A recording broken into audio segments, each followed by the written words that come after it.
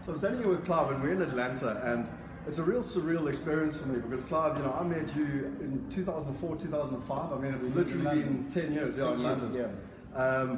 And I mean, we've had a wonderful journey together. There's been good, there's been bad, but my point being is that it's been 10 years, you know, and I just wanted to ask you, you know, you've been out to the States with us 3 times, I think it is. Three or four, yeah. I think it's 3 times, yes, you're right. Most importantly, I wanted to ask you the question, what's it been like for you? What's the experience been like, not just America, but the last 10 years and culminating in this point, you know, for yourself personally? Yeah, well, I met Scott 10 years ago in London when Scott was doing international property, and so I've been following this ever since. The journey has been interesting, it's been great, and now that Scott is building up the Wealth Migrate business, which has started about, what, 4 years ago? Yep. So I've seen Scott and the businesses grow from being very small now to being pretty big and getting bigger and bigger. So the journey's been great. It's been professionally very interesting to come to America. You're right, this is my 3rd trip here. I've looked at single family homes and bought some, and now I'm looking at what Wealth Migrate is doing and the commercial real estate sector. Tell me, Clive, you know, you come from a very esteemed background. You know, not many people get to meet people who've done, you know, been to the London School of Economics, and was it an MBA there, or? Yes, it was London Business School, which is a top-rated, globally top-rated. Top 5 in the world, to be fair. Yeah. You come from an English banking environment. You moved out to South Africa, which we all think is awesome. And yet you're very global. You know, you've got you're a member at Augusta, and you're on your way today to go and watch you know, the golf. I'm not a member to the extent of wearing a green jacket, but I am on the patrons list, so I get the tickets every year, 2 series pages to go and watch it every day, which is what I do. I'll be going down there to Augusta this evening for 4 days of watching the golf. But yes, I guess I am international, and I lived and worked in London. I was in the city of London for about 28 years in finance there, and now working from South Africa and following what Wealth Migrate is doing is great. So the real reason that I wanted to get in essence is that we're very passionate about what we do, as you are, and we've had a lot of fun on this journey as well.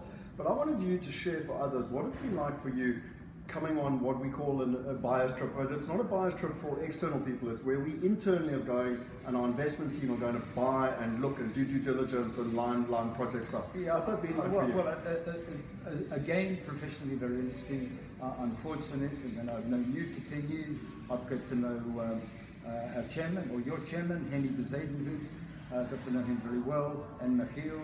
And so I've been able to come on this trip and work closely with the chairman and with the business development manager, and so I've seen the process. One of the big things I want to do is diversify out of my holdings of stocks, of shares, bonds, and to get into something which I consider to be safer from my point of view. Equities, nobody knows what's going to happen to equities the next year or the coming years. I'm too exposed to equities and to bonds. I wanted to diversify into a different asset class, and I particularly like medical because health needs are growing, they're going to grow very strongly, and because Wealth Migrate has got expertise, tremendous expertise in the medical real estate area. So it gives me diversification into a different asset class than where most of my investments are. And can I say something just quickly? Because you're a very wise man, and I want to point that out to people out there.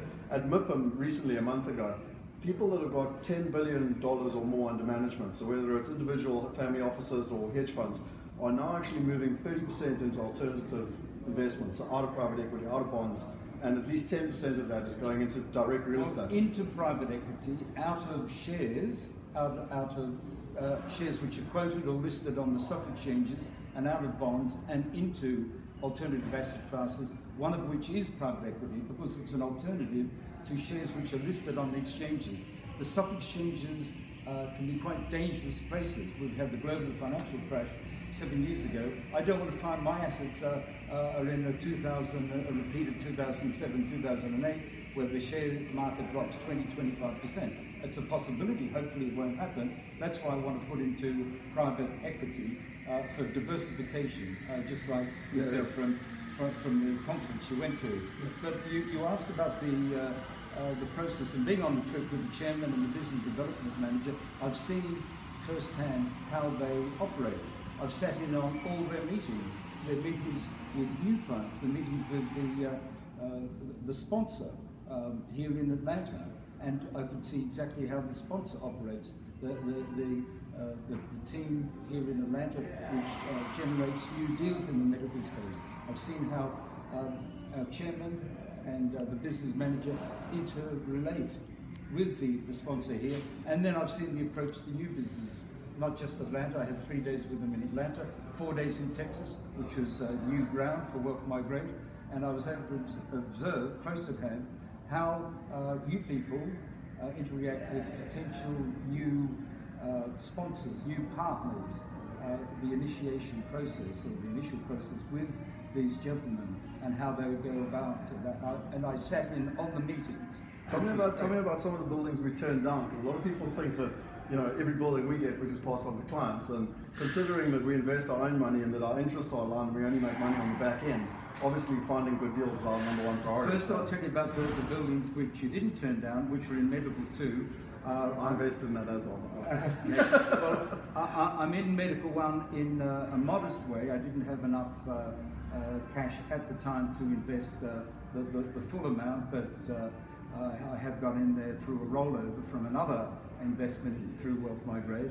But in medical too, I got together all the liquid cash I had available, and I put it in medical too, based on all the finances and the prospectus or the private placing memorandum, and talking to you guys. I invested in medical too, and that closed about 10 days ago, and then I came on this trip, and so I had the good fortune to be able to go and look at the medical properties in which I'd invested, and they were great. They exceeded my expectations. So it was a unique opportunity to be able to do that straight after doing the investment, because when you're investing in commercial, it's difficult to see in advance what's going on. But I looked at other prospective investments for future medical deals, and one of them, or two of the properties I was a bit doubtful about, and one of them in particular I disliked. I went up to the chairman and I said, Henny, I won't be investing in a project which this building is in. It doesn't fit what I want to invest in. And he said, don't worry, Clive, we're not going to buy this building. You pretty much said that the architect should be hung up and shot. But anyway, that's a separate conversation. Well, yeah, so clearly there's a filtering process to avoid taking on buildings which do not fit the profile of what's required. And the profile is rigorous, and that's what I loved about being here and being on this trip. I could see the process and see the filtering process which you guys go through to make sure you've got good assets. The last thing, Clive, I wanted to mention is a lot of people want to invest overseas. Whether it doesn't know where they want to live in the world, they want to diversify, but it's a big thing. It's scary, and they've got so many objections that they don't end up doing it. You're really interesting. I mean, more than 10 years ago, you invested internationally. Then you came on a buyer's trip and you invested in South Africa. Then you came on a buyer's trip and you bought some single-family homes, as you said, in America.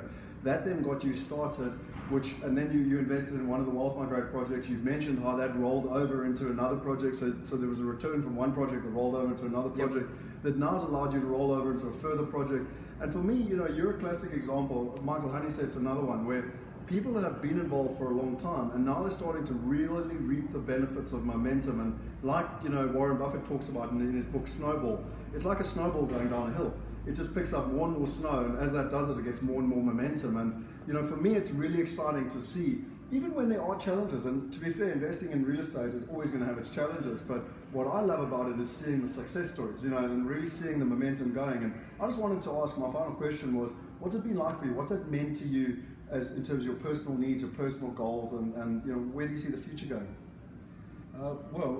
For my personal goals, it's meant that I've diversified my previous holdings into different asset classes, different sectors. For me, diversification is critical. You don't want to have all your investments, say in property, in the one country. So I've now been able to diversify into America, having bought 3 single-family homes there through the Wealth Migrate sister company, International Property Solutions, and now I'm getting into the commercial property area.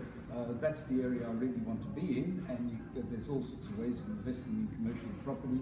You can invest in multifamily homes where a fund is created of a group of those. I'm particularly interested in the medical space. I think it's exceptionally secure and steady for the future. Of course, multifamily homes is a big thing in America at the moment. There's a lot of money going into it, and it's booming. That's another possibility. But for me, I like the steadiness of medical. So I'm now in 2 projects. In fact, I was in your first 2 Wealth Migrate projects here in America, and now in 2 of the medical. So yes, this momentum, I want to build up strong investments in the commercial area, and that's what I'll be doing. I'm liquidating more assets, some properties that it might take 6 months to liquidate those properties, but I'm going to take the proceeds of that and invest in further Wealth Migrate projects, which there's one in Australia I'm particularly interested in. That's in apartments in Australia, but also more medical projects in America, and possibility of other projects. Perfect. My very last thing that I want to say is that, I believe a lot in work hard, play hard.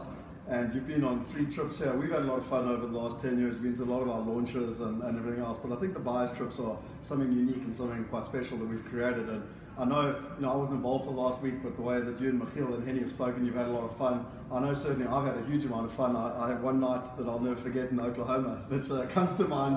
Yes. My philosophy is that not only in this financial progress have we been able to achieve success, but also I think we've had a lot of fun on the journey. And yourself and a number of other people, I tend to think come back on the buyers trips just to have the fun, forget about the investment, but it's nice that we can do both at the same time. Well, have you had fun in the process? I have. It's been professionally very interesting, as I said, from a business point of view. I love business, I love investment, and great from that point of view.